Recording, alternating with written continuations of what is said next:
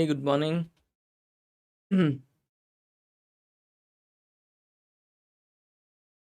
Hello, everyone. Good morning.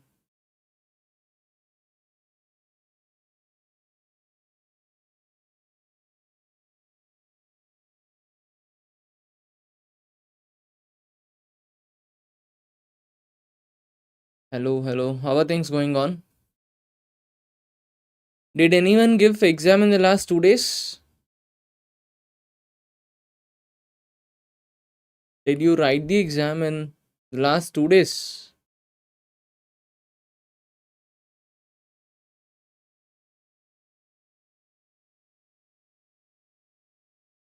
Yes. So, how was your experience, Vinod? What are the topics? You can ask me at the end of the class, fact boss. We will talk about it at the end of the class. Chanakya, if you don't mind, can you please tell me the missing topics?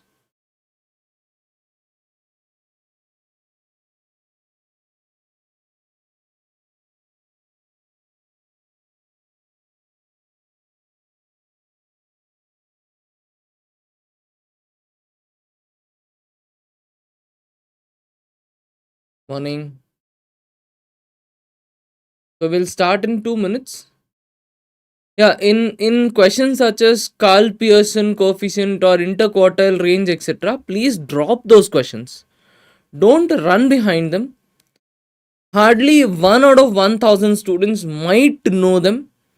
So it is a waste of time if you run behind those questions and if you try and attempt those questions. So for all those questions which are way out of syllabus, forget them. Don't run behind them. Let them ask, it's okay. But as I'm saying, you can expect questions on progressions. You can expect questions on progressions, systems of inequations, linear equations. These areas are not touched yet. I mean, as such, there is one more topic, that is polynomials. So please, so first class, manam price floor varaku ayindi, sir. Okay, acha, you're talking about the notes.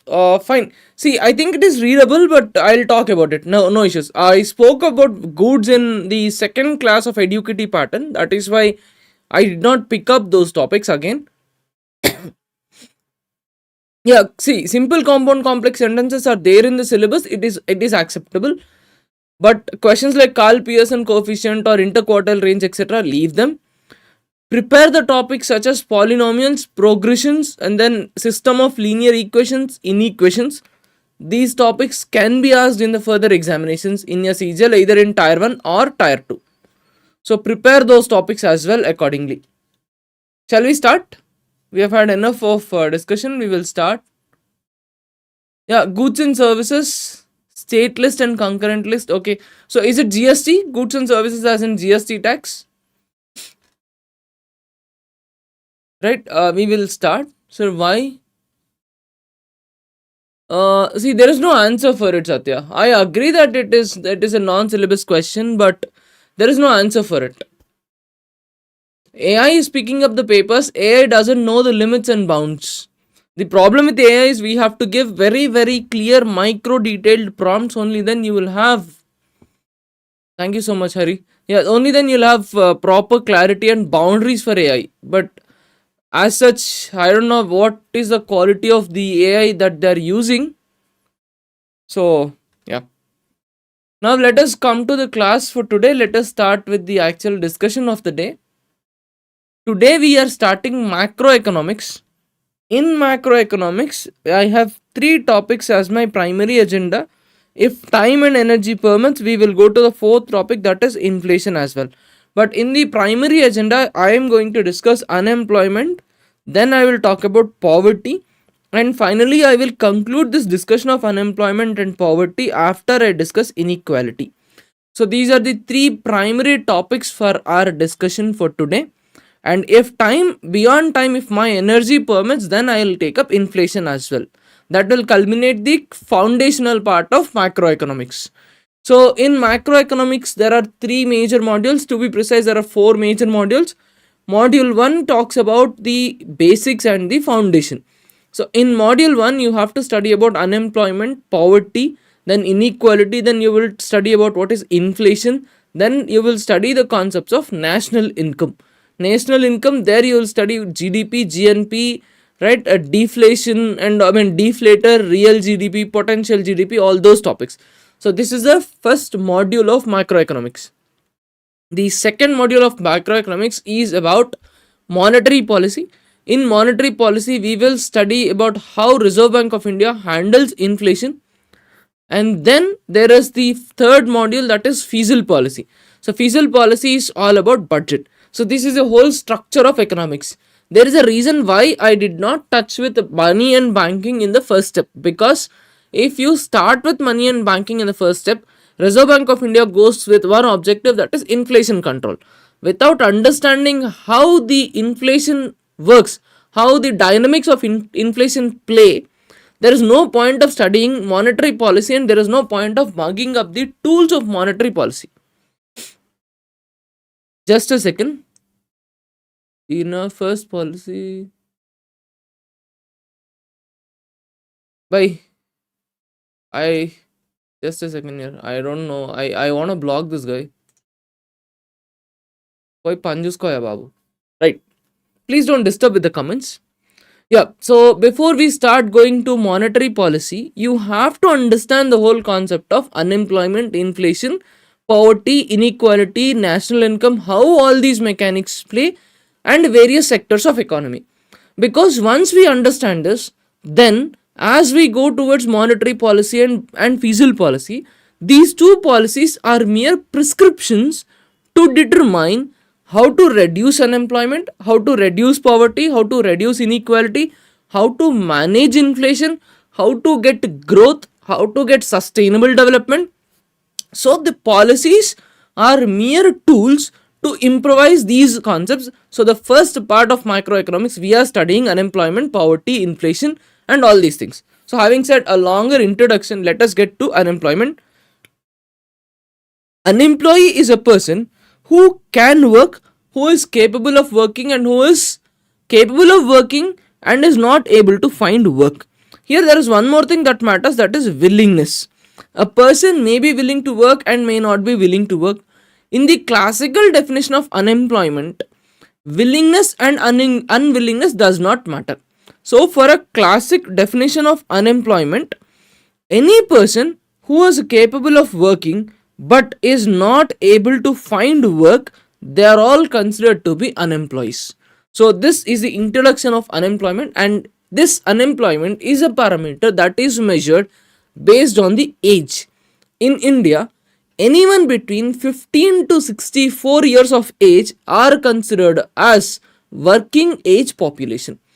The range of working age population varies. International Labour Organization considers 15 to 59. Certain organizations of India consider 15 to 59. Certain organizations call it 15 to 64. So they will not ask you the number that is with respect to age. But unemployment are those people who are capable of working and who are not able to work. This is a classical case of unemployment. But based on the recent highlights and the recent findings of Niti Aayog, we can clearly say that there is one new and a predominant category of unemployment that is coming up, which is voluntary unemployment. And as we proceed further, we will understand various numbers and metrics that are used to measure unemployment, and there we will understand that the number of voluntary unemployment is more in India rather than the regular unemployees. So this is the story of unemployment. Now there are certain terminologies that we need to know. They might ask you these terminologies in the examinations. The terminologies are, first is population dependency ratio. The ratio between non-working age and the working age population. That is, in any society, there are certain sections of people who are dependent on others. There are certain sections of people who are earning.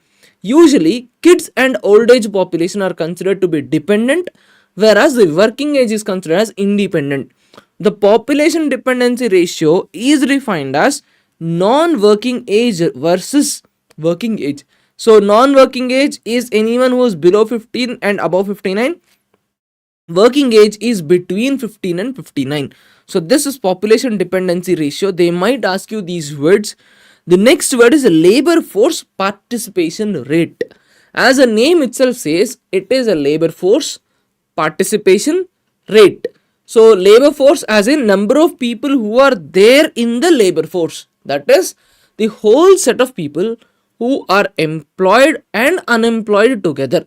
Employed people are already working, so they are considered as a part of labor force. Unemployed people are capable of working, so they can work. They will also be considered as a part of labor force. So employed and unemployed together are a part of labor force. And then ratio total population of the country, this is called as labor force participation rate. Next ratio that we have to see is unemployment rate. See, for example, let us say there is the population of a country, for example, is, let's say, 5,000. Of these 5,000, there are 3,000 people who are in the working age. Among these 3,000 people, only 2,000 people are working, 1,000 people are unemployed. Now, labor force participation rate is 3,000 by 5,000. This is labor force participation rate, whereas unemployment rate will be 1,000 upon 3,000. So, unemployees ratio labor force. This is a difference between labor force participation rate and unemployment rate. Only when we calculate labor force participation rate, we can calculate unemployment rate as well. So, unemployment rate is number of unemployed persons among the entire labor force. So, the meaning of labor force is very comprehensive. It includes both employed and unemployed together. If you want to find out only unemployed persons, then the metric that you have to count is unemployment rate. As of now, in India, unemployment rate stands at 5.6%. The survey that calculates unemployment rate is called as PLFS. PLFS stands for Periodic Labor Force Survey. They might ask you about this in the examination. Periodic Labor Force Survey is conducted by National Sample Service Office. This is NSSO or National Sample Survey Office, and this is launched in 2017.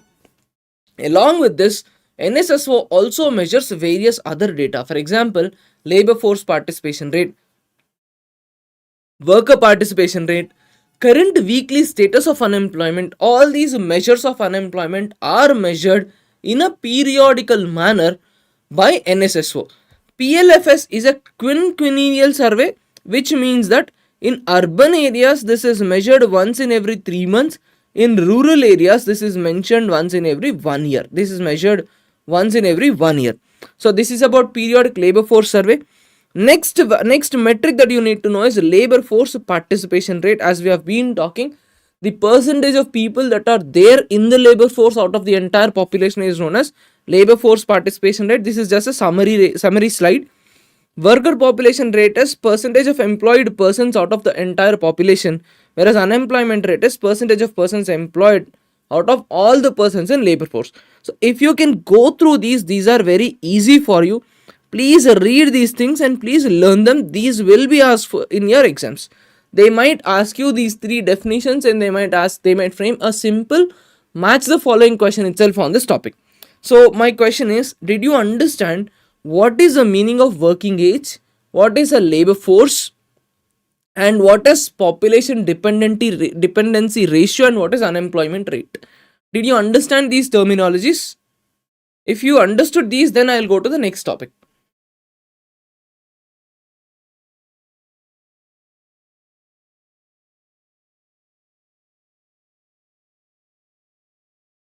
And at the rate of you, I don't know who you are, but this is my platform and it's my choice what to do.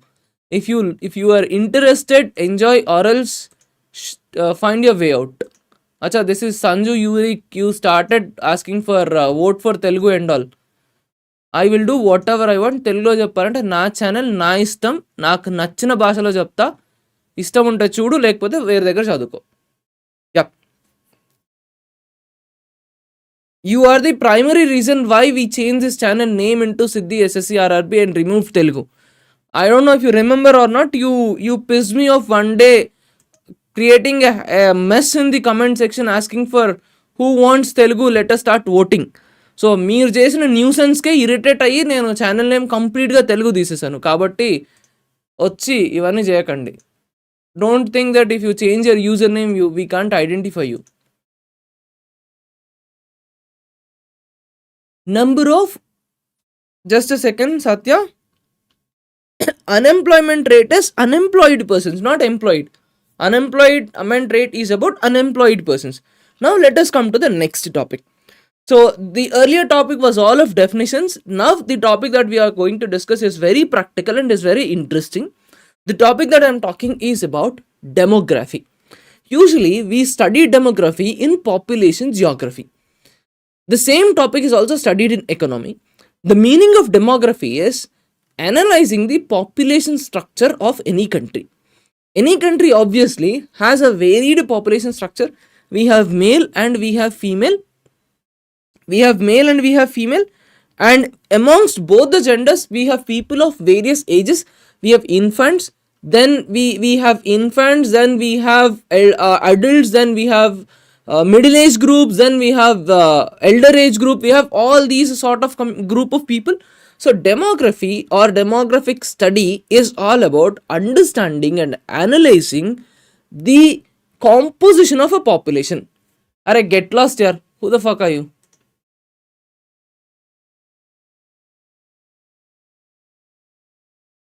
I don't know what people seriously think of themselves. Can someone help me how to turn off this chat? Is it reactions? No, it's not reactions.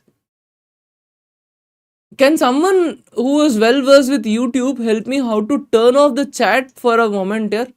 I really don't know. Please help me out. No, this is a nonsense for us. When I want to open the floor for discussion, I will open it up. But please help me, no?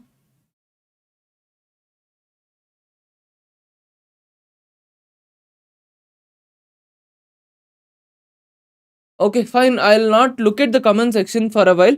See, I am not looking at the comment section until I complete a topic. So if you have any questions, once I complete the topic, I will ask you. Please tell me if you have any doubts. So I have minimized my comment screen. I'm not looking at the comments. I'm just looking at the camera and explaining. Once a topic is done, for every topic is completed, I will come back to the comment section and I'll check it out. Till then, let them do whatever shit they want to. I'm least bothered. Fine. Let us come back and let us start with demography and demographic dependent. As we were discussing, demography is about understanding and analyzing the population structure of a country. For any country, you have two different categories of population, two different genders. You have male, you have female, and among male and female, you have different age ratios. We have infants, we have neonatals, we have kids, we have adults, then we have middle-aged guys, then we have elderly population, then we have senile population. So demography is all about studying this composition structure. For example, in countries like Europe, there are a lot of people who are of old age population or above middle age population. If you take India, there are so many people who are in young ages. So the study of this kind of population structure of a country is called as demographic analysis. And the graphs that we draw, by understanding these things, such graphs are called as population pyramids, right? So this is an example of population pyramid. In population pyramid, on x-axis you have population and on y-axis we take age. So this shape indicates that you have so many people who are kids and you have very low, old or middle-aged population and medium amount of adults. So on a graph, usually what we plot is that on the y-axis, we start with the kids, then we go to adults, then we go to middle age, then we go to elderly and above.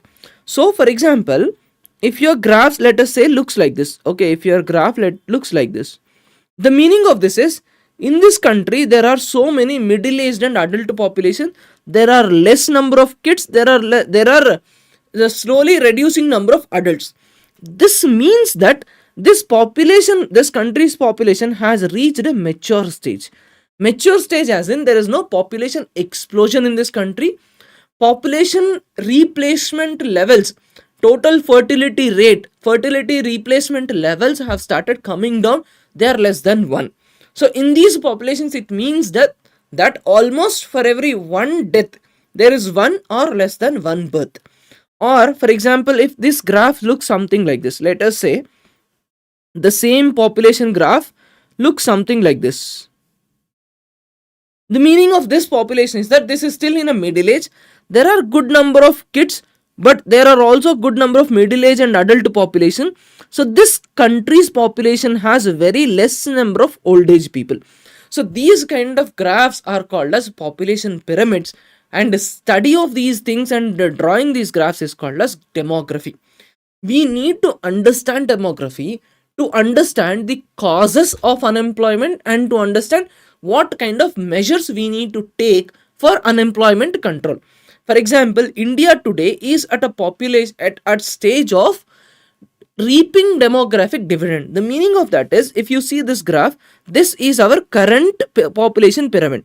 So according to our current population pyramid, we have so many people who are in the middle age or adult age to middle age. India's population is very high in numbers with respect to those people who are amongst 15 to 45 to 50 years of age. This pyramid will continue to exist till at least another 25 to 30 years. After 25 to 30 years, gradually people in this strata start moving upwards. They will start become elderly, and people who are in the young age will start coming up, whereas the fertility levels of this country are coming down. The replacement levels are coming down because of the effective population control measures.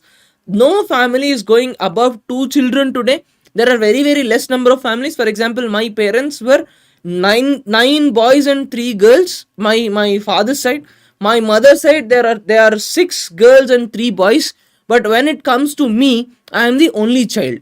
So because of these kind of population measures, the input that is going to happen at the base level is decreasing, and as these people move above in the population pyramid, as we start moving here, the old age population will start bulging out and the middle and young age population starts reducing. Only when we understand this kind of demographic structure, we will be able to design our policies. For any country at this point which is reaping its demography, it is very essential for that country to take right kind of measures to remove unemployment, because if we utilize this window, then it is called as a demographic dividend. If we don't utilize this window and these people end up without any jobs, these people end up without any opportunities, and the entire situation is such that not good and durable assets were created, then as these people start becoming older, the same set of population will become a burden on the entire society, and it will cost a lot on the welfare system. So for any country who is in the demographic dividend stage, the first and the foremost problem that they have to address is about unemployment. Right, so this is about population pyramids, and this is the current population pyramid of India. In India, we have more youth population, whereas if you go to China, China has more population in their 40s and 45s. China is about to enter the stage of the mature phase of population. Their demographic dividend stage is almost complete, whereas we are entering the stages of demographic dividend. So this is a right time when India starts thinking about skilling our own people, make in India, Atmanirbhar Bharat, promoting infrastructure, promoting industries, think of job development and job creation. These are very important at this moment because we are at a position of demographic dividend, and only when we make advantage of it, we reduce unemployment, then we can become a 5 trillion or maybe a 10 trillion dollar economy. Right, so this is about demographic dividend. Demographic dividend is the benefit that any country can obtain from a favorable population structure. The meaning of favorable population structure is young population who is healthy, who are literate, and average age of population is 29. So we have numbers with respect to India. The mean age is 29. We have numbers, but the necessity is that government of India has to invest in the sectors such as health, education, etc., so that this demography becomes a productive demography. So this is a change in India's population pyramid. Earlier, our population pyramid was like this. We had more population in the base stage, and we had less population in the middle stages, and we had further less population in the elder stage. Usually, this is the first stage of population growth in any country. Malthus, a very famous economist, gives various theories with respect to population and population growth of the country. They might ask you this name in the examination, that's why I'm telling. Malthus is one theorist who said that for any country, their population growth is normal, and there are certain natural checks and balances with respect to the population growth. That is, for any country, population will keep growing exponentially. For example, population growth will be like this, the resource and the food growth will only be like this. Because of this gap, there will always be class hierarchy in the country. This is a theory given by Malthus. It's okay, we don't really need to go in deep into this theory, but they might ask you who of the following is associated with population theories. It is Malthus. So the population of any country goes through various stages. This is the first stage.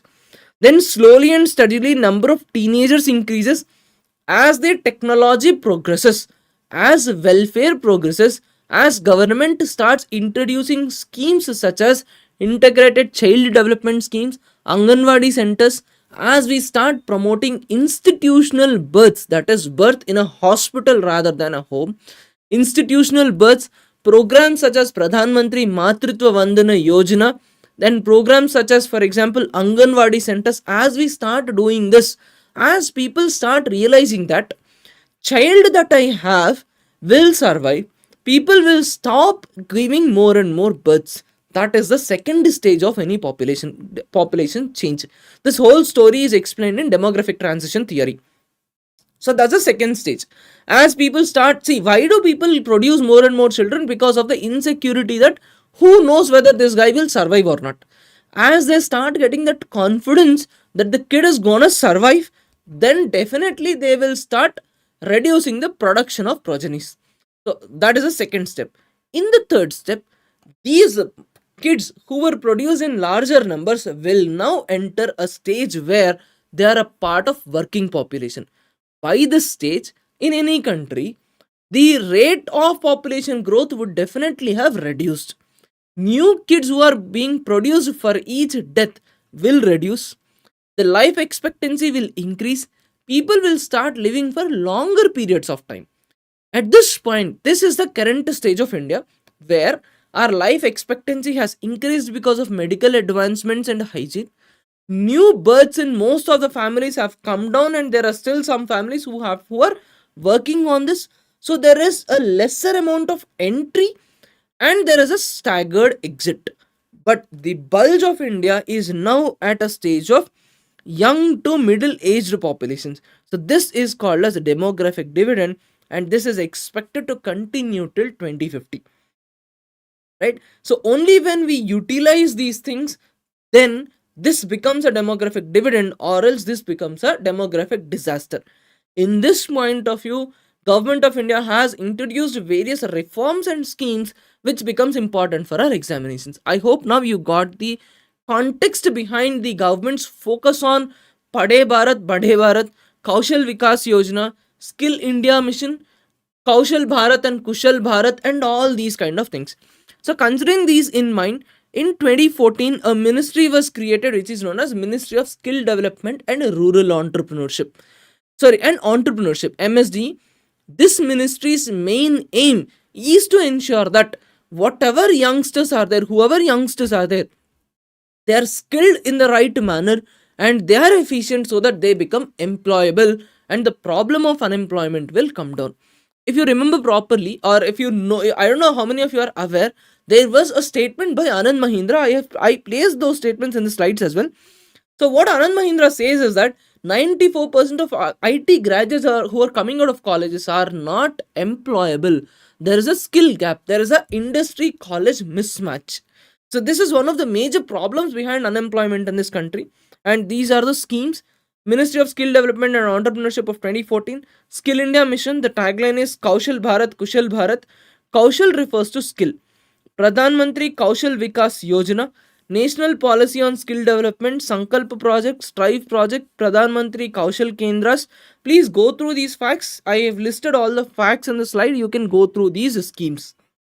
Right, there is one thing that we have to know clearly, that is Ministry of Skill Development and Entrepreneurship.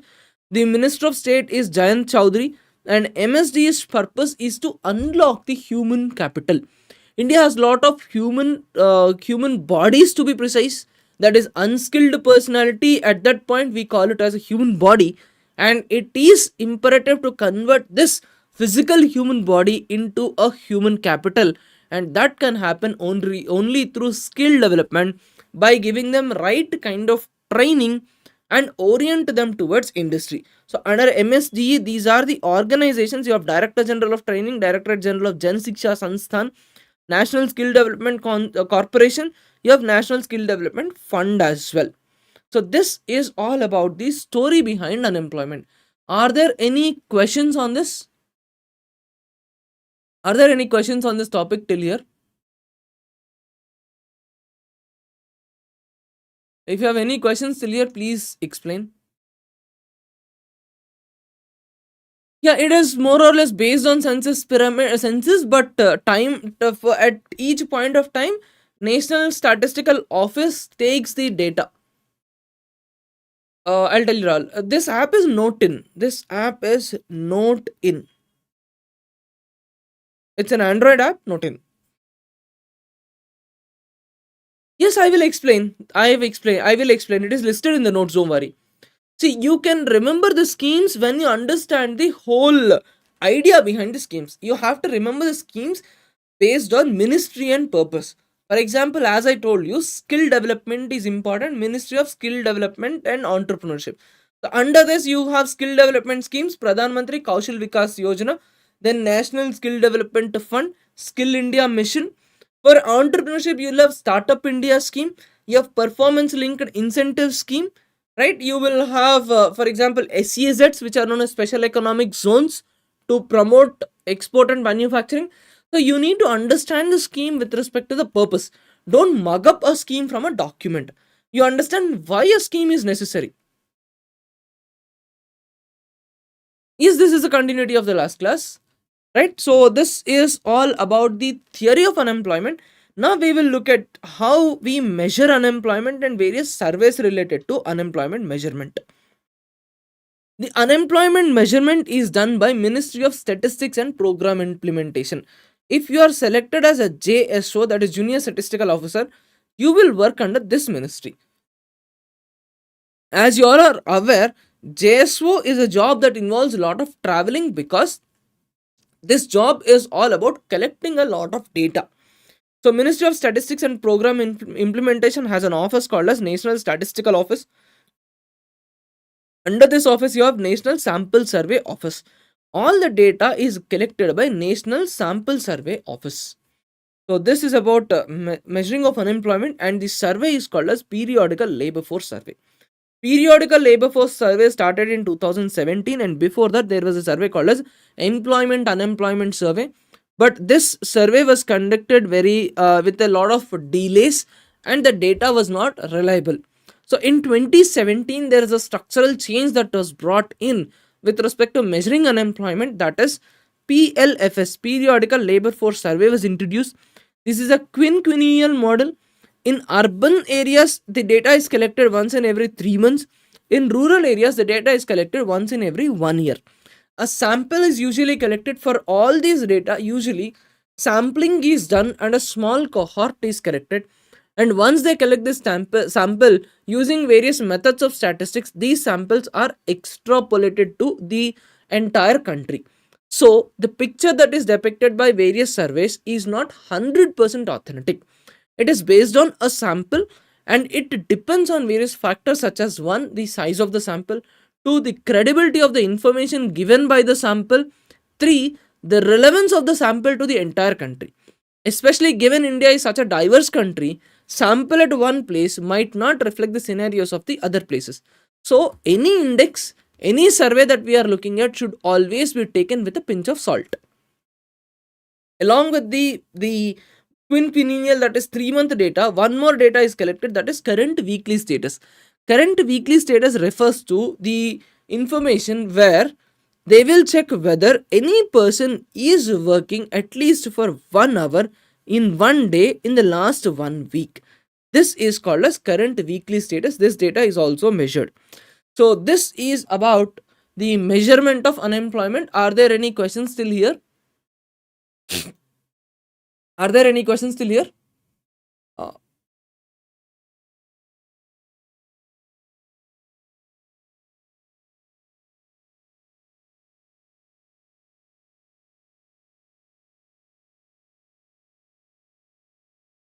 right.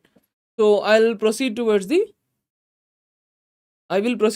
reasons for unemployment. This is much better rather than looking at the comments continuously. So there are various reasons for unemployment in any country. The first reasons are the macro level reasons, that is the economic reasons, or based on the structure and the style of the economy. Every economy works in a specific manner. For example, a capitalist economy works in a manner where usually rich gets richer, poor gets poorer. There is a specific problem for unemployment. The problem for that unemployment is that people don't want to employ people.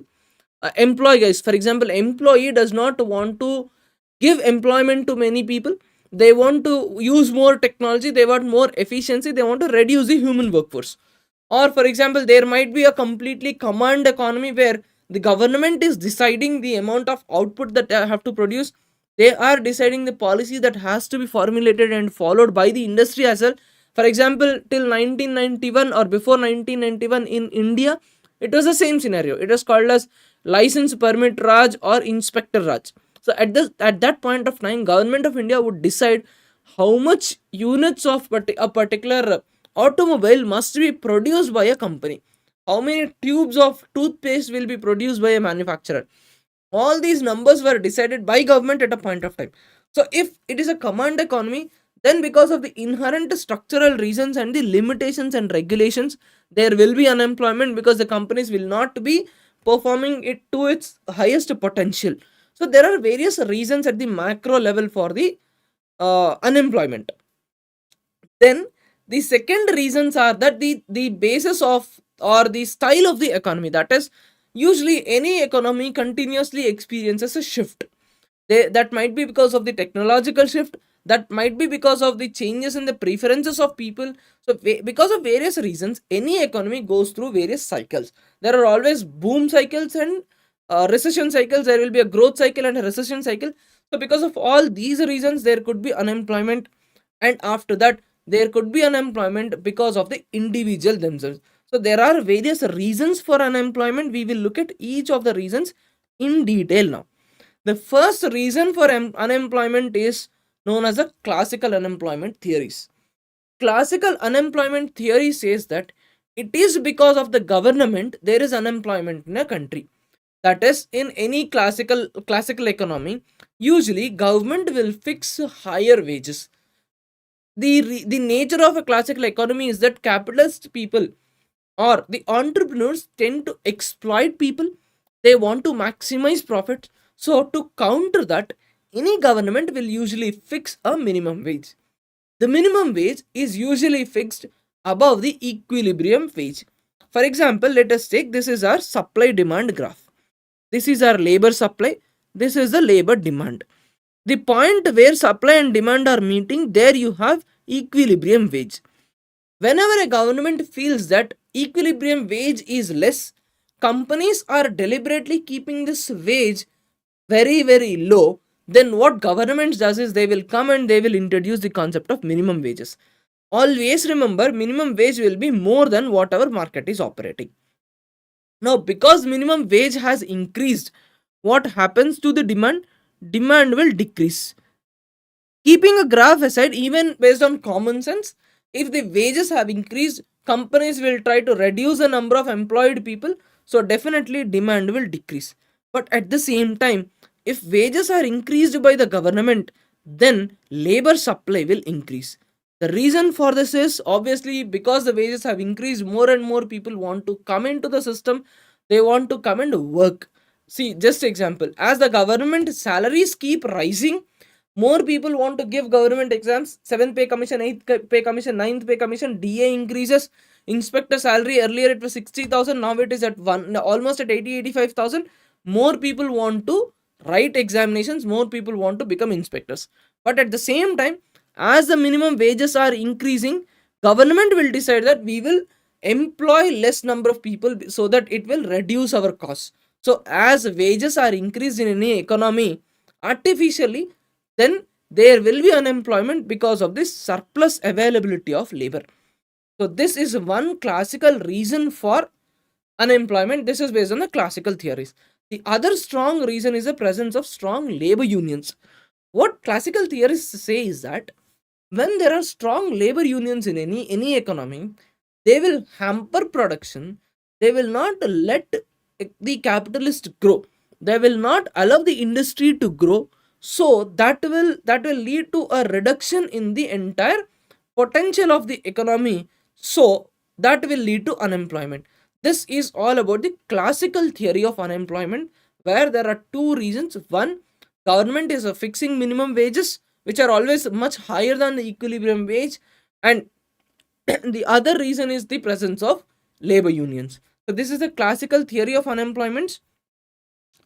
The solution for this is, don't meddle in the business. Usually in the short run, wage rate may not correspond with respect to the growth of the company, but eventually as the firms grow bigger and bigger, because of the trickle down effect, companies will pass the buck and the profit will increase.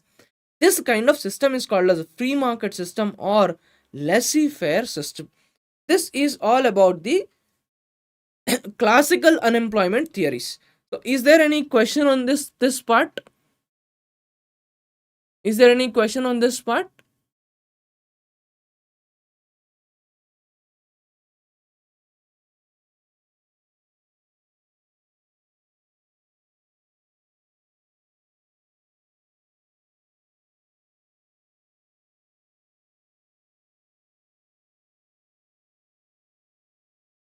Circle is reduced here. I reduce the circle. Okay, I hope this is clear. Then I am going towards the next part. The next part that we are talking here is Keynes' theory of unemployment. First theory is classical theory. Second theory is Keynes' theory. Keynes is another economist. What Keynes says is that unemployment is not because of wages, it is because of demand. If the demand of an economy comes down, capitalist does not want to produce more goods, so the employment levels will come down and there will be more unemployment. If there is more demand in an economy, then definitely capitalists will want to produce more goods, they will employ more people, there will be a reduction in unemployment. So what Keynes says is that unemployment is because of the drop in demand. Government should boost the demand. Government should ensure that people demand more and there is more amount of money in the hands of people. That will eventually lead to lesser unemployment. This is the Keynes school. So there are two major schools of unemployment. One is classical school. They say that wage loss and labor loss impact the unemployment. The second school is Keynes school, which decides that this is because of the change in demand. But in reality, unemployment varies based on the cycles of economy. In any country, economy operates in cycles. For example, there will be a cycle of boom, then there will be a cycle of slowdown, then there is a cycle of there is a phase of recession. So what happens is economy first grows. At this point, it grows to the highest point of inflation at its peak point. Then eventually it slows down, and as it slows down, it goes downwards and it just plunges down, and slowly it recovers. And this is a cycle in which economy goes. So this phase is called as a boom phase. This is called a slowdown phase, and this phase is known as recession phase. So this is a recession, this is recovery, this is slowdown, and this is boom. Usually any economy operates in the same manner. For example, as the economy is booming, inflation slightly increases, unemployment decreases, people will start having more and more money. This will lead to more and more inflation. After a point, as inflation reaches its maximum, then people will stop buying. People will show reduced interest in the economic activities of purchases. and they will start saving probably more money. That will lead to again the start of dip. This dip will slowly and slowly take to the stage of recession, and once at the point of recession, prices will completely fall down. People have already saved a lot of money, people have a lot of money, so now people will start taking their money out and they will start spending, and this will begin another phase of recovery followed by boom again. This is how usually any economy operates. There is a growth phase, and in the growth phase there is high demand, low unemployment and more inflation. And there is a down phase there is low demand, more unemployment and slow or reduced inflation. This is the cyclical nature of the economy. So in the expansion phase, at the highest point, actual GDP is always more than the potential GDP. I hope you remember this production possibility curve. This curve is the potential GDP. The whatever the area is there inside is the current GDP, and this is the outside, or the point where we can expand. So in the expansionary phase, if this is the production possibility curve, this is your real GDP. That is the scenario. Their unemployment will be very less, which is lesser than the natural rate of unemployment. Then in the contraction phase, unemployment keeps increasing, and in the recession phase, if this is a production possibility curve or the potential GDP curve, the actual GDP will lie somewhere over here. So basically what happens is that if this is the actual GDP point, or this is the potential GDP or a production possibility curve, GDP starts here, it reaches this place, it goes out, it comes back, it goes in, goes out, comes back. So this is how GDP continues to change, and this is called as an economic cycle in any country. So the fact is that economy operates in a cycle, but the cycle does not operate like a proper sinusoidal wave. Usually there is a constant growth in any economy, and the cycles go like this. There might be some phases of extreme depression, but the overall trajectory remains an upward slope, and there is a growth in the country. So for any economy, the objective of reducing unemployment can be successfully achieved only when you start boosting the growth. So in any economy, if you boost demand, then you can grow, and government policy will try to boost the demand, so then you can reduce the unemployment. Did you understand till here?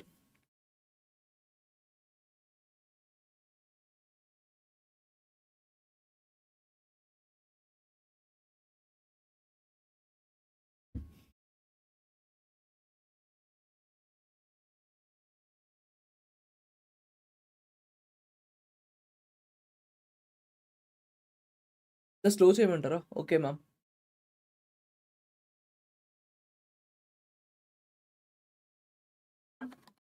Okay.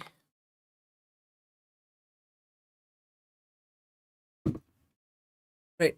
So as I was telling you about the growth, recovery, etc., there is one very interesting observation made by Economic Survey 2024-25. The Economic Survey says that after COVID, India went through a phase of recession. Everybody knows this. And then economy started growing, and there is a K-shaped recovery. This is a statement that was published in Economic Survey of 2024-25.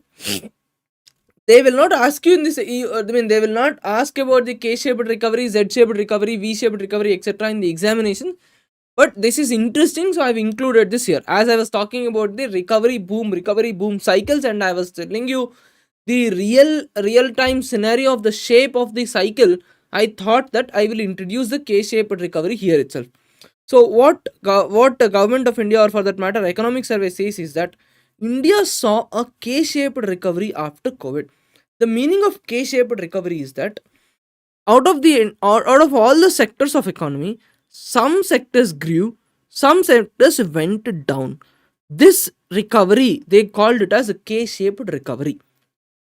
The sectors that grew are automobile sector. Obviously after COVID, people were all in buying automobiles. They were buying a lot of bikes and cars, etc. So auto sales increased, agriculture has increased, many people left cities and went back to the villages, and there was surplus labor in the village. As surplus labor was available, people were able to invest in the agricultural lands. There was human capital, so there is a growth in agriculture, and overall there is an increased amount of labor force participation rate. So based on data like this, there are some sectors that are growing and some sectors went into decline. For example, people were not willing to travel after a longer point of time. Entertainment industry slowed down. Hospitality industry again slowed down, which is interlinked with travel. So India noticed a K-shaped recovery is one statement that was given by Economic Survey of 2024-2025. So this was Indian economy before COVID. There was a recession, and after that certain sectors went up and certain sectors went completely down. And today these sectors are also slowly on the rise. These sectors are growing. So now, as of now, growth is there in both the sectors. So this is we are at the current cycle. This is our current cycle. So this is how the real world scenarios operate. In this scenario, in the sectors that are growing, you will see a reduced unemployment, and in the sectors that are not growing, then you will see increased unemployment. For example, travel industry was not growing, hospitality was not growing. So there will be a lot of unemployment for people who were earlier employed in the hospitality industry, right? So this is about the recovery, and those sectors that are growing, if they are very elastic, that is, if they can absorb more and more people, then there will not be much difference in the unemployment. But if these sectors are not employment elastic, if they are not willing to take in more people, then there will be a high unemployment scenario in any country. So this is about the K-shaped recovery that I wanted to tell you. Right, so did you understand this, or do you have any questions? Do you want to discuss anything about this part that we spoke till now? Whatever we spoke till now, did you understand anything, any of this, or like, do you have any questions? Clear. So what is your observation? Do you really agree that India is going through a K-shaped recovery? In that, if that is true, what sectors do you think are growing and what sectors are not growing? I want you to participate in this discussion for a couple of minutes. It's been almost an hour and I've been talking continuously.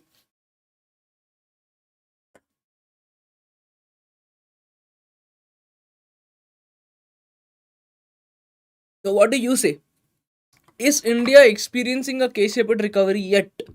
Or do you think we are out of the K-shaped recovery phase and we have changed?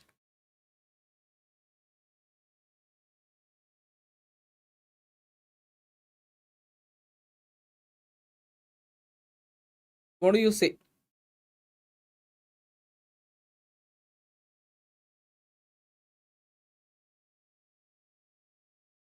Hello, mic testing.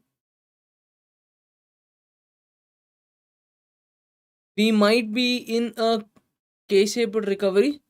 Secondary sectors are, yes, that's very wonderful observation. I'm not able to read Anand. That is very good. Because the secondary sector is not growing, there is a lot of unemployment in this country. No, the Telegram link will work here. It is working. నేను ఇప్పుడే open చేసి check చేశాను, work అవుతుంది. Yes, see, Anand has rightly pointed out, because the secondary sector is not. I've opened it, man. I've just opened it. I will tell. Don't worry. I have listed out the sectors of economy. We will talk about it today itself. I will talk. Okay, I will talk about that part there. We have to discuss a topic called as employment elasticity. There I will introduce the topic of sectors, etc. Fine. I'll pause it for a moment and let us go back to types of unemployment. As Tarak was asking earlier, there are various types of unemployment. These are important in your exams. They will ask you these in the exam. They will give you structural, they will give you these words and they will ask you the meaning of these words. The first type of unemployment is structural unemployment. The meaning of structural unemployment is any economy goes through a transformation. It goes through a structural transformation. For example, earlier, let us say an economy was dependent more on agriculture.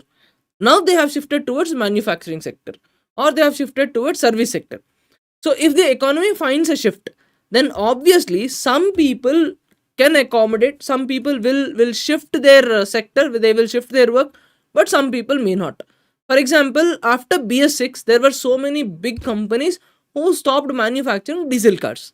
So, because diesel cars were no stopped, there would be some number of engineers who knew the design and development of only diesel car, right? They may not be absorbed into petrol car division or EV division, so they will get unemployed. They will not find any other job. Because of the structural changes that happen in the economy, the unemployment that is created is called as structural unemployment. The classic example for this is the recent layoff of 12,000 employees by TCS. Every year this keeps happening. So earlier it was human based, or more or less human was doing the work. Today AI is being employed and AI is being utilized efficiently, which in real world scenario is leading to loss of jobs. So this kind of shift in the economic structure and the relative unemployment is called as structural unemployment. Can you give me one example of structural unemployment apart from these two that I gave here? Can you give me one example?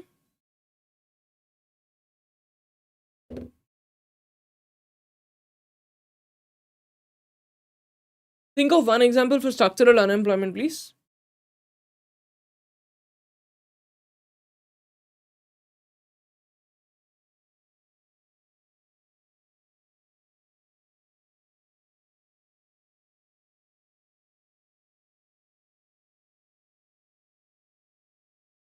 Please tell me one example of structural unemployment. Think and tell.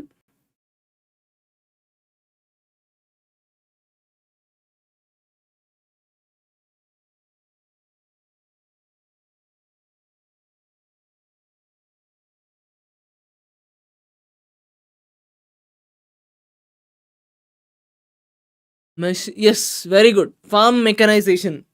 Wonderful. Farm mechanization. Now, those people who were earlier working as agricultural laborers might not know anything new. So, that is structural unemployment. And the reason for structural unemployment obviously is because of the advancement of technology. One. Second is change in the preferences of a consumer. As our preferences change, we stop buying certain kind of things. For example, today nobody buys a keypad phone. So, if there was someone who knows only repair of keypad phones, he is an unemployee today. Yes, yes, right answer. Right, very good, Ashok Nani. Good. So this kind of scenario is called as structural unemployment, and this is one of the most difficult unemployments to address. The reason is that the structural unemployment is because of a complete shift in the economy, which means the persons who were employed earlier are now unemployable. They might be at an age where it is difficult to skill them at all. So it will be very difficult to show them new sort of employment, new avenue of employment. So one of the toughest form of unemployment is structural employment or structural unemployment. And the solution is very simple. You have to bring in reforms, you have to increase skilling, and this is very slow change, right? So this is the whole scenario. The next is seasonal unemployment. When I talk about seasonal unemployment, it reminds me of a very good example, or a very good example that my mother used to tell me when I was a child.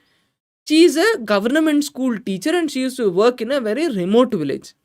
So, what she says is that usually for 3 to 4 months, the kids are left alone or with their grandparents, and parents leave the village for work. They go out, they find work at some or the other places, for example at tobacco farms, or maybe at chili farms, at brick farms, etc. Brick kilns. So they go there, they find work for 3 to 4 months, and once that crop season is completed, they come back, and then they don't have any money. So children end up very malnourished. Children end up impoverished. So I used to hear these kind of stories when I was a child. Especially my mom used to tell me these kind of stories when I reject food, right? She says that you are very lucky, this is your scenario, and you have 3 meals a day. But there are people who cannot eat for 6 months in a day because of this kind of cycle. So this scenario is called a seasonal unemployment. Seasonal unemployment is a scenario where people go unemployed in the off season and there is employment in the on season. One classic example for this is edutech industry itself. For example, in UPSC coaching industries, they will employ a lot of people who have attempted one or two mains during the main season to evaluate the answer copies. And once main season is completed, these guys do not find any job. So this kind of employment is called as seasonal unemployment, right? So there is no job during the off season. This is seasonal unemployment. One solution for this is provide them unemployment benefit during the off season, or you teach them enough skills so that there is diversification of employment opportunities. So this is seasonal unemployment. Then there is a frictional unemployment. Frictional unemployment is very short term. You generally shift jobs, you generally shift careers. For example, my own scenario, earlier I was working for a government organization and I left it for 4 to 4.5 months, or maybe 5-6 months. We were working on coming up with this edutech company and we continue to work on this, and initially we did not create or we did not come up with any courses, and even today we are not selling any course. Meanwhile, we sold a small course, but we took a pause on it. So overall, I am going through a career transition. I was a government employee and now I am going towards a new career, that is entrepreneurship. Now, in this phase, in this career transition phase, I am unemployed, I am not gaining any money. This unemployment is called as frictional unemployment. So, we studied about structural unemployment, seasonal unemployment, then we studied about frictional unemployment. The fourth kind of unemployment is called as disguised unemployment. Disguised unemployment is there is unemployment, but you don't feel like you're an unemployee. Let's take, for example, an agricultural field. In an agricultural field, you ideally need only 4 agricultural laborers. But in your family, there are 10 men, all 10 men are working in the field, which means that none of these 10 people are being utilized at their maximum potential. This kind of unemployment is called as disguised unemployment. Disguised unemployment is noticed mostly in agricultural sectors. The final type of unemployment is voluntary unemployment. For example, 90% of you guys who are watching this class, you are all voluntary unemployees. It is not that you don't have the skill to get a private job. It is not that you were not employed earlier, but you are voluntarily not getting into employment because you feel that I want a better job to my skill. You have the ability, so you are giving your best to get to a place where you will have a satisfaction that yes, this is on par with my skill. This kind of unemployment is called as voluntary unemployment, right? So these are various types: voluntary unemployment, then you have disguised unemployment. Are there any questions in the types of unemployment? So this is a slide of types of unemployment. Please tell me if you have any questions here.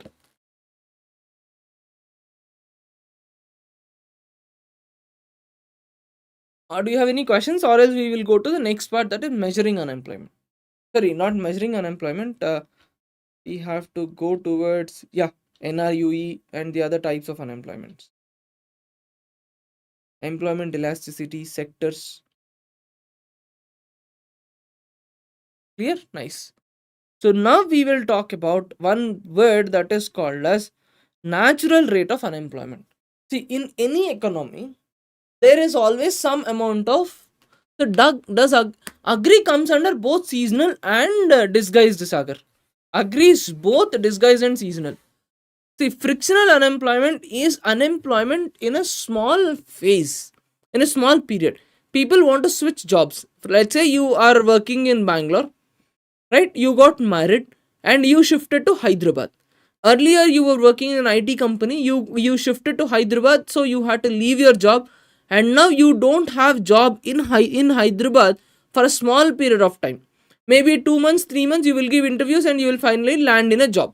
So that kind of unemployment during a short period, short phase, is called as frictional unemployment. Disguised unemployment is where you are working, you are earning, but your potential is not fully utilized. One classic example for disguised unemployment is someone who is a graduate is working as an MTS. As a graduate, you are supposed to write CGL examination and you are supposed to work at a graduate level job. But if you are writing MTS and you are getting into MTS or a Havildar, then it is a classic example for disguised unemployment. There you are an employee, but your graduate level skill is not being utilized, and you are working in a position that needs only a matriculation skill. So this is called as disguised unemployment. I hope I'm clear. Jasmine, did you get the difference between disguised and frictional?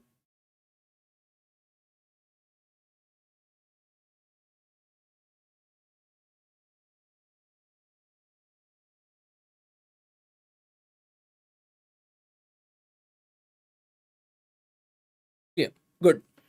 So the next word that we are talking is about natural rate of unemployment.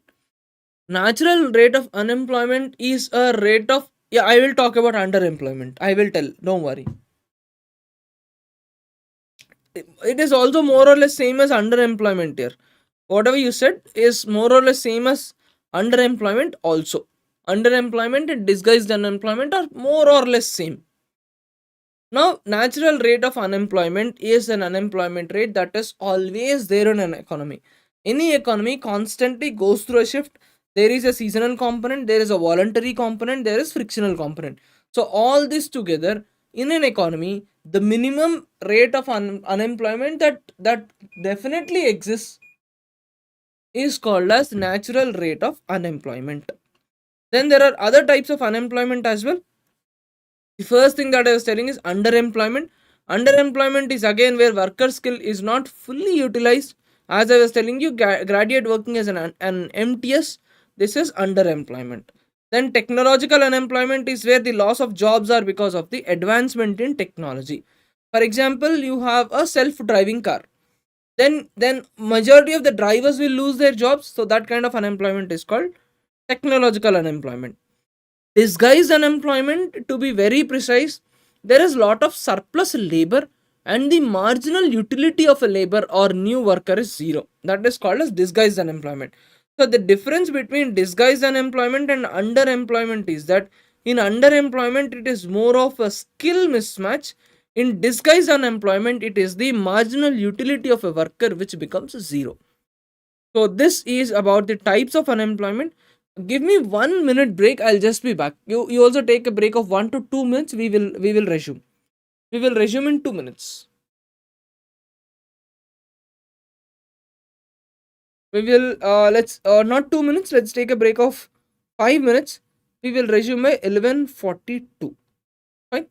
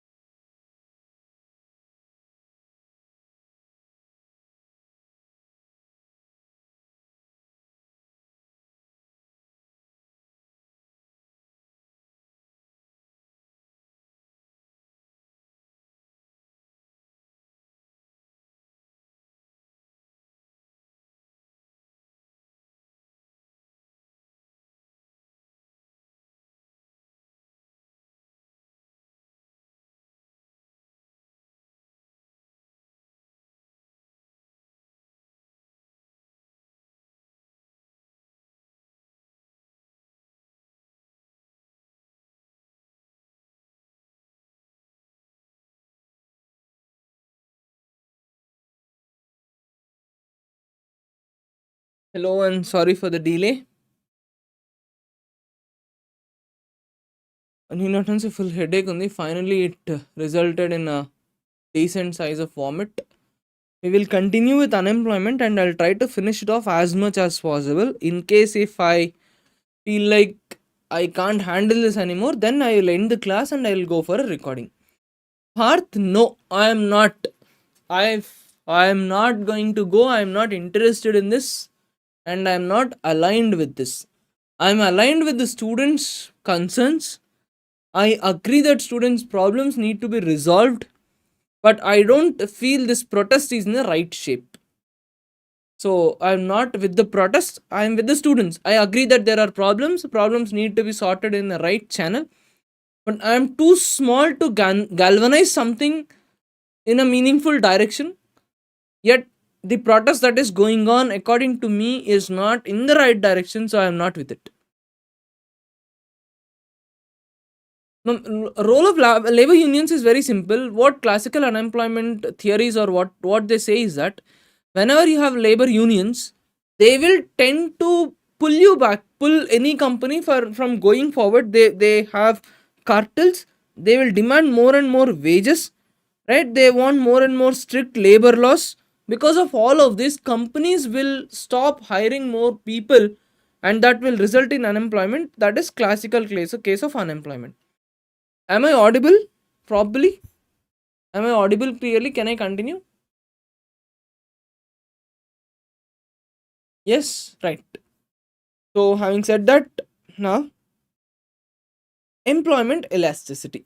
The meaning of employment elasticity is very simple. We studied elasticity of demand. There we understood how demand varies or how price varies with respect to demand. The same thing. Elasticity is change. Employment elasticity is about how employment changes with respect to change in GDP. That is, whether employment increases with an increase in GDP or will it decrease. If it is obviously increasing, but to what extent will it increase? Let us say GDP is increasing by 10% and employment is increasing only by half percent, then it is very low elastic. For example, GDP is increasing by 20%, employment has increased by 20% or let's say 18%, then it is very highly elastic. So, this is called as elasticity of employment. The rate at which employment changes with respect to the change in GDP is called as employment elasticity. In any economy, it is called as highly elastic or highly employment elastic when there is more impact. Let us take two different economies. First economy is an economy which is service sector intensive. Second economy is an economy which is industry intensive. There are more manufacturing industries. There are a lot of assembly units in one country. In other country, it is more or less IT. Country A is based on, I'll write properly. Country A is based on IT sector. Country B is based on industry sector. Now, according to you, think for a moment and tell me, in which country, as the GDP grows, there will be more employment opportunities? Which country do you think, as the GDP grows, there will be more employment opportunity?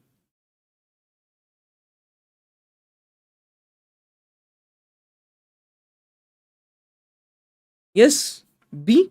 So, in any economy that is labor intensive, it has more employment elasticity and the impact is more. So, if the employment elasticity is very low, the meaning is that that country is growing, there is a lot of GDP, there is a lot of wealth that is being generated, but the wealth is not creating any employment. Rich are getting richer, poor are getting poorer, and there is a lot of jobless growth in the country. That is called as employment elasticity. The employment elasticity is very low, then it means that the country is experiencing a jobless growth. So, do you think India is experiencing a jobless growth? Do you feel that India is experiencing a jobless growth?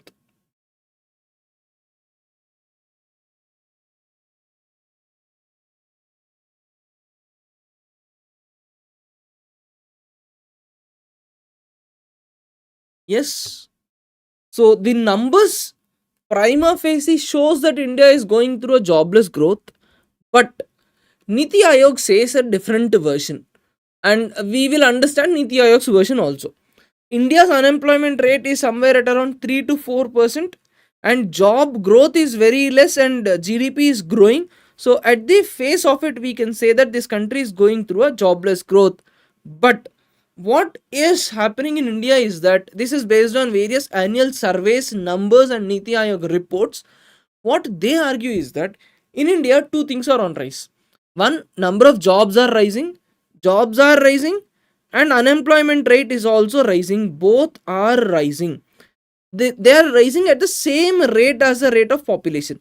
So what government says, or what Niti Aayog says, is that both unemployment and jobs are rising. There are jobs, there is need for people, and there are jobs, but there are no skilled people.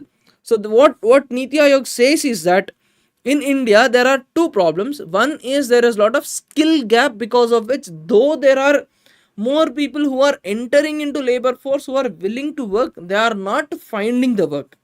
And then there is also a rise in voluntary unemployment because of the increased living standards. So what Niti Aayog says is that India is not completely jobless growth. India's growth is jobless because there is a skill mismatch. To an extent, this is true. For example, I'll give you one simple example that happened in Siddhi. We recruited an editor. He came. We thought that he has good amount of skill, and he knows the knowledge of Adobe Suite and all those things. So he was working, and on the first day, what he said is that he completed 6 months training in a reputed institute about editing, and he joined. And trust me, on day one, he went to YouTube. I mean, he opened YouTube and he started searching how to import media files into Adobe Premiere Pro. So this is the kind of skill gap. Obviously, we had to fire that guy. Now it is not because there is lack of job. There are three openings still. There are three openings for editors in Siddhi even today, but we are not able to find the right kind of people who have both creativity and the knowledge of the tool. So this is a real problem that is there in this country, and as said by Niti Aayog, the real problem of unemployment in this country is because of both voluntary unemployment, lack of skills, and partially jobless growth. So this is a real time scenario. In India, there are more number of skills. As I told you, Anand Mahindra gave a very good statement. Employability and skill of the graduate is the real issue. This is the statement, and this is the reality of our country with respect to unemployment. Right? So this is unemployment elasticity, and now we will talk about the sectors of economy. There are, in any economy, there are three sectors. Any economy is usually divided into three different sectors. One is primary sector, the other is manufacturing sector, third is a tertiary sector. Primary sector is where you have agriculture, mining, forest produce, fisheries, all those things. This is under primary sector. Second is manufacturing sector, which is industry. Third is tertiary sector, which is service based activity. Now the first thing is, what is the importance of these sectors? See, any sector contributes to an economy. The growth of economy depends on the sectoral contribution. For example, if in an economy, primary sector is doing the maximum contribution, which means that the economy has not grown yet completely. If manufacturing sector is doing maximum contribution, it means that the country is developing, country is ready to absorb shocks, country is providing lot of employment opportunities, and the country is in the ladder of growth. If service sector is contributing maximum to the economy, the meaning of that is country has already reached a mature phase. People have moved from agriculture to manufacturing, and from manufacturing they move to service sector. There is decent amount of skilling that happened, and this growth was a transitional growth. This growth was a graded transition. It was a slow transition. So now the economy is a mature phase. So to understand the stages of an economy, we will look at the sectoral contributions. In India, the sectoral contribution is like this. In 1950s, agriculture was at the highest point, and services and industry were at the lowest point. Today, services is at the highest point, industry is at the middle point, and agriculture is at its lowest. This is the problem with the Indian economy. If you see this properly, service sector has fallen, but industry did not rise. Sorry, agricultural sector fell down, industry did not rise, service went up. If you compare the same thing with China, what happened in China is that in China there was initially agriculture, there was a lot of surplus that was produced in agriculture. The entire surplus was used as raw material for various industries. Slowly industries developed, and as industries developed, the mechanization of agriculture happened, and once mechanization of agriculture happened, there was surplus labor. Labor was absorbed more and more into manufacturing sector, and the economy grew. And as economy grew, people invested in education, people invested in skilling, and then eventually service sector grew. This is the ideal transition model that is necessary for any country. Entire Europe went through the same thing. Europe went through the stage of industrial revolution and manufacturing at the expense of its colonies.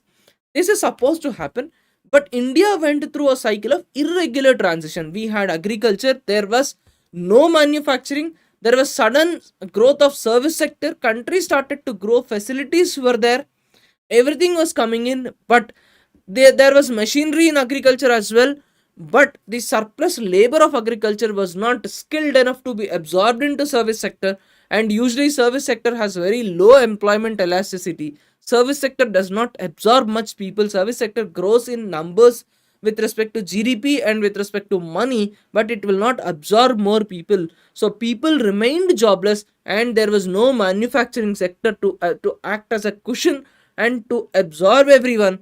And this is the reason why today we have two Indias. One is richer India, one is poorer India, or for that matter, one is urban India. And within urban India, you have one place which is like Banjara Hills, and just behind Banjara Hills, you have slums where people are suffering a lot. The one of the primary reasons behind this is the structural transformation of this economy, which did not grow as expected. China, Southeast Asia, all these countries made use of this opportunity that was there for them, and they emerged as a dominant global supply chains. China proactively encouraged its industry, it gave a lot of SOPs, it reduced the tariffs, it gave a lot of subsidies, and it started using state as a mechanism to reduce the labor cost, to reduce the wage cost, to increase the working hours, and created an ecosystem where the entire manufacturing setup would thrive and China could become a global hub of manufacturing. But India was not able to utilize the demographic opportunity, and it was not able to utilize the surplus labor that was coming out of agriculture. Our focus was more on 5-year plans, where we were more focused on developing the public sector enterprises and PSUs rather than encouraging the private industry. And public sector enterprises, as you all know, have a restriction with respect to hiring. There are entry barriers, and exit is also difficult. So the surplus labor that was coming out of agriculture was not absorbed into various industries, and eventually we lost that opportunity. And as Happy rightly pointed out, till 1991 that was a problem, and in 1991 LPG reforms were introduced. But the fact is that the reforms were introduced in 1991, and they were implemented for the first 5 years. And once the government changed, Narasimha Rao government went out of power, those reforms remained almost an eyewash measures. They remained eyewash almost till 2010. In the second tenure of Manmohan Singh ji's government, there was renewed focus on the LPG reforms, but the implementation was continuously hampered because of the parallel constitutionary mechanisms such as National Advisory Council, which was headed by the then chairperson of UPA. There was a lot of policy paralysis, and there was situations such as the banks were performing badly, the entire country was not growing. So after 2014, there is a renewed shift in this entire thing, and government of India started focusing again on manufacturing. That is where today we stand. We are working towards Make in India, working towards Atmanirbhar Bharat and all these kind of things. And we have lot of skill development activities through various portals, etc. All these things are happening because today we need to develop manufacturing sector, so that we can complete this transformation of economy and we can come out of this unemployment problem and come out of this unemployment cycle, right? So this is all about the concept of unemployment. Then there is one interesting thing that I want to talk about, that is known as voluntary dwarfism. And as one, I mean, I am very impressed by one statement passed by Nitin Gadkari. Yeah, I'll talk about MSMEs. I was very impressed by one statement passed by Nitin Gadkari ji. He was in a program where he said, as long as I am there, I will not allow driverless cars in India. And that is absolutely correct. India doesn't need any industry which is extremely technological savvy. We need industries which are human intensive, which are labor intensive, so that first we can absorb the surplus labor and we can skill them, and eventually we go to the stage where people can drive Teslas. Anyways, given the traffic conditions of India, Tesla will definitely fail. So this is about skill development. Now I want to talk about MSMEs and a specific problem called as voluntary dwarfism of MSMEs. That would be the last topic that we are discussing with respect to unemployment. MSME refers to micro, small, medium enterprises. MSMEs are a group of companies that usually need the support of the government. They are unlike very big companies who can invest money. They need support of the government with respect to investment. They need guaranteed payment mechanisms. They need a security mechanism where big companies will honor the payment commitments that were given to MSMEs. So MSMEs are usually seen as the engines of growth. If MSMEs are growing, it will help in creating rural employment. Big companies usually promote rural to urban migration, and as people move from rural to urban area, they will get trapped in poverty because the expenses in urban area are more, the migrationary expenses are more, there is a lot of opportunity cost involved. So instead of encouraging big companies, there is a necessity to encourage micro, small and medium enterprises, so that there is rural employment, there is a growth of tier 2 cities, there is improvement of living standards in tier 3 cities as well. So this is the concept of MSMEs. There is a statutory definition for MSMEs. The definition is given in MSME Development Act of 2006. This definition they can ask you in the examinations. My M refers to micro, where investment is less than 2.5 crore and turnover is less than 10 crore. So this definition is given based on the investment and turnover. You can read this from the notes. So this is about MSMEs. But MSMEs are marred with a lot of problems. MSMEs have a lot of problems. One major problem with respect to MSMEs is that, yeah, June 27 is MSME day. Okay. So the one major problem with respect to MSME is that, in fact, there are two major problems. One is that payment commitment to MSMEs which are given by larger corporates are not honored on time. Can anyone tell me there is one mechanism in which MSME payment is guaranteed?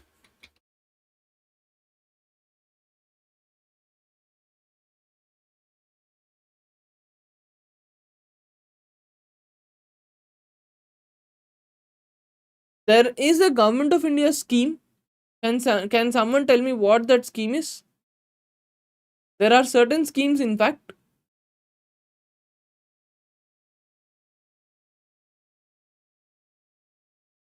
There is a portal. So if you are on that portal, if I'll check it out and tell. Okay. So there is one more scheme such as credit guarantee scheme as well. No, Mudra loans, credit guarantee schemes. No, that is not the point. What I'm trying to say is there is a portal, and if the MSMEs and the service seekers will register on the same portal, and their payment is guaranteed. Mudra, I know about Mudra Yojana. Mudra is about loans. Yes, Udayam portal. Right. You're absolutely right, Harsha.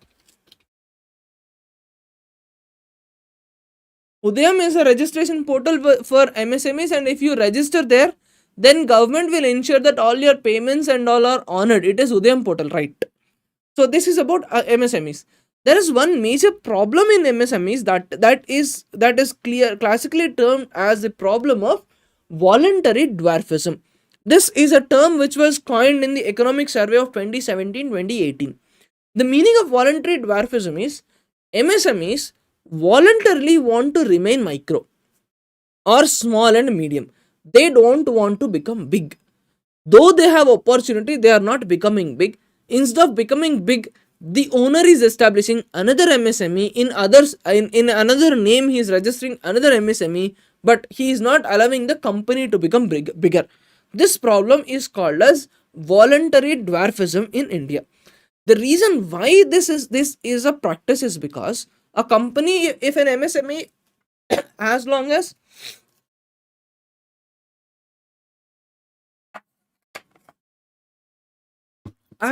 the company is an MSME, government will offer various SOPs. They will offer tax benefits. They will ensure that loans are provided at very low interest rates, at times subvention of interest, etc., etc. There are a lot of SOPs.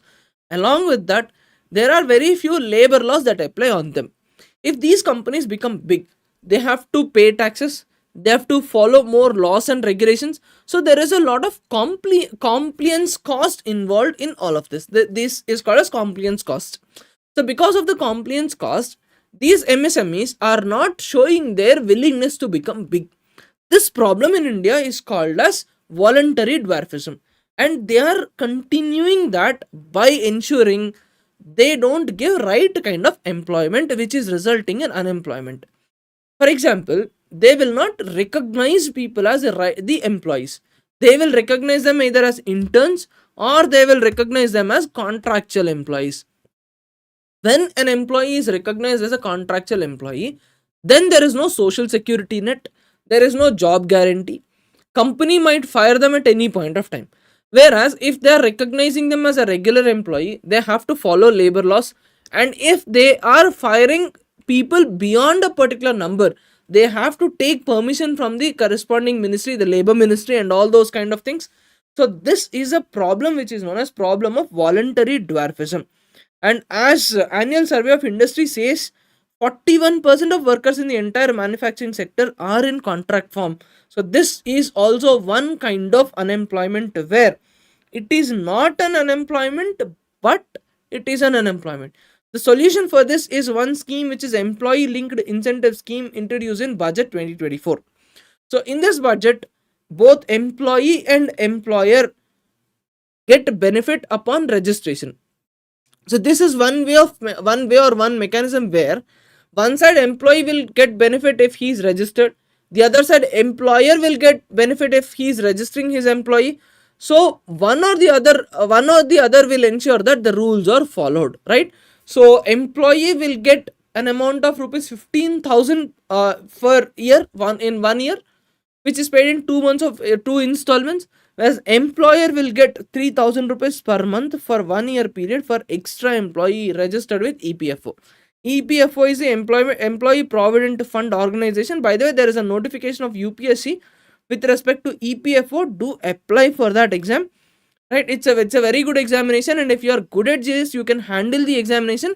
The depth of GS that we are covering here at Siddhi is more than enough for EPFO, so you go apply for that exam as well. So this is about voluntary dwarfism and the problem of MSMEs. And what economic survey says is that in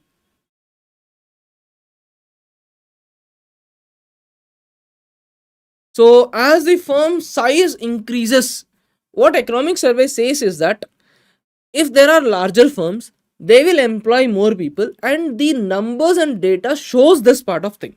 So larger firms are employing more people, whereas smaller firms are employing very less number of people, and they are going for contract employees. So this is the whole problem of employment and unemployment in India.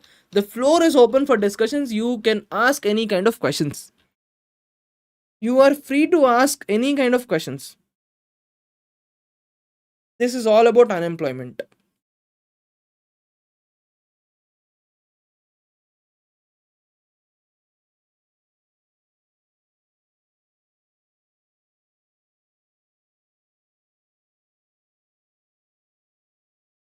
नहीं साहब, मैं दिल्ली में हूँ, protest की जगह थोड़ा बाजू में बैठ के क्लास ले रहा हूँ.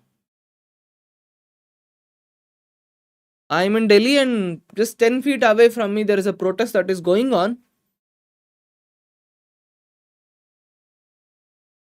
बस एक छोटा सा टेंट बना के मैं क्लास ले रहा हूँ यार, और कुछ नहीं.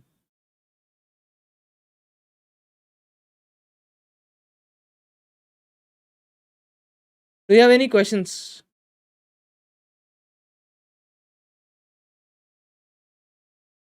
Budget glance, I will give you budget glance after economy here. Without teaching you the concepts of economy, what is the point of me talking about budget? Entire economy is a base for budget. Without that, there is no point of budget video, right?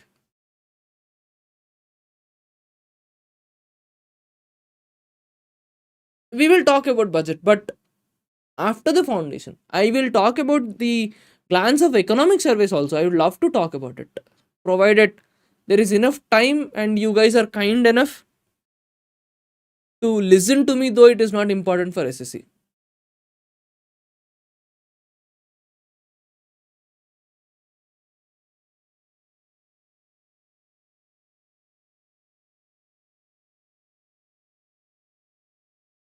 So we will close for today. The original plan is not to close, but I'm not able to continue. Right? I'm very sick. Economics is very easy. Which scheme are you asking, Bibi? Yeah, economics is very interesting, Sangita. You should relate it to what is happening in your own country and world. No, this is enough. We have to discuss economic surveys. I will do that, but not at this moment. We will do it. I will cover every subject in extreme detail in our GS course. I will go to the depth where even if you are writing CDS exams, etc., you can handle the same. I will take enough amount of time and handle it. You have economics, yes, you have economics, then you have labor laws, then you have social security and all those kind of topics in EPFO exam. Those can be studied. They are very simple topics. You can study on your own as well. Apply for EPFO exam. I want to continue till poverty and inequality, but I'm feeling very sick, right? So I'll take a break. If possible, I'll record the rest of it and I'll upload, or else I'll take another live class. Yeah, we will do it. I wanted to post the GS analysis video today itself, but given the mahol that is outside, the scenario that is outside, there will be no one to watch the video today. So we are not posting the GS analysis video today. We will post it tomorrow in the first hour of the morning. As such, everybody is very interested in protest and what is going on outside. People will not be interested to watch anything related to exam today. So we will post it tomorrow. Go through the notes once, you will understand. I am not detailing the schemes, I am listing it out. Please go through them. You will understand very clearly. Yeah, we will do that. We will do after this, we will do climatology part of geography as well. We will definitely do geography after this part.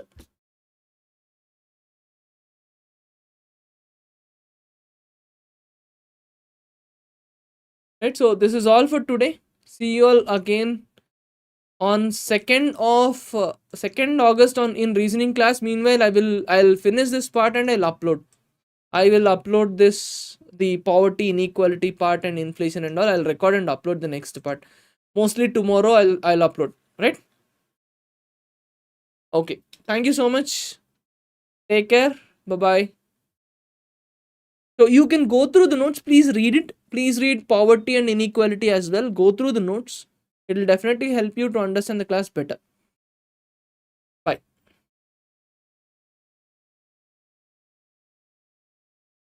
Thank you.